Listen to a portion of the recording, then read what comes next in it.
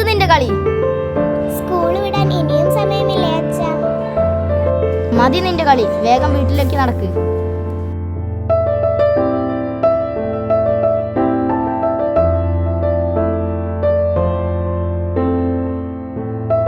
ആ വന്നല്ലോ അച്ഛനും മോളും.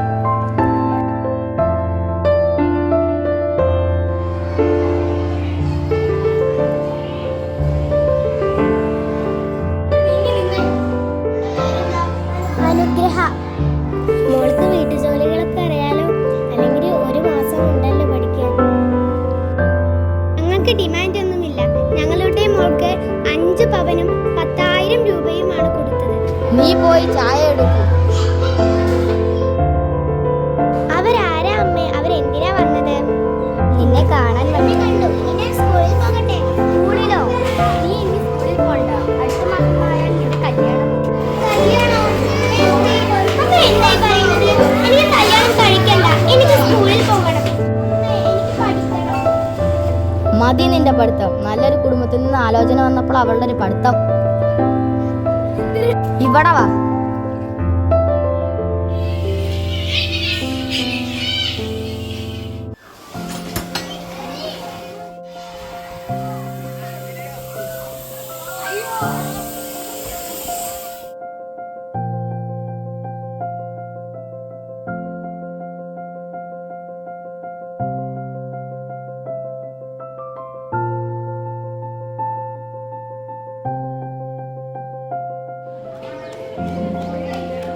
ടീച്ചറേ, എനിക്ക് പഠിക്കണം. എന്ത് പറ്റി മോളെ? നീ എന്തിനാ കരയണേ?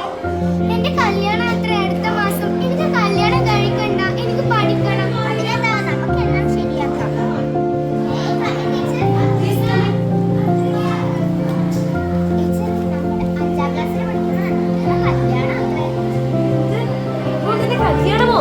അതാ ആ കുട്ടി ഇതാ ഇങ്ങനെ വന്ന് കരയുന്നു. നമുക്ക് ഉടൻ തന്നെ അവളുടെ അച്ഛനെയും അമ്മയും വിളിച്ച് ആ കാര്യം അന്വേഷിക്കാം.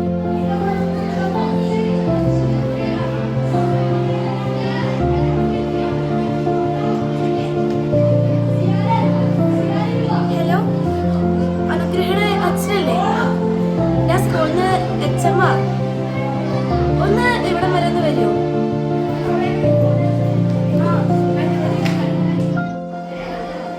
അനുഗ്രഹയുടെ അച്ഛനമ്മയല്ലേ?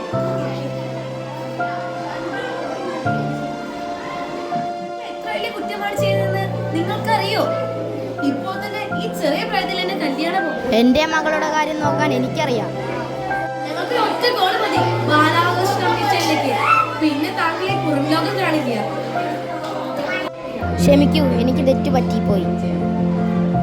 പെൺകുട്ടികളെ ബാധ്യതയായി കണ്ട് അവരെ കല്യാണം കഴിച്ചയക്കുകയല്ല ഒരു അച്ഛന്റെയും അമ്മയുടെയും കടമ. അവർക്ക് നല്ല വിദ്യാഭ്യാസം നൽകി സ്വന്തം കാലിൽ നിൽക്കാൻ പ്രാപ്തരാക്കുകയാണ് രക്ഷിതാക്കൾ എന്ന നിലയിൽ നമ്മൾ ചെയ്യേണ്ടത്.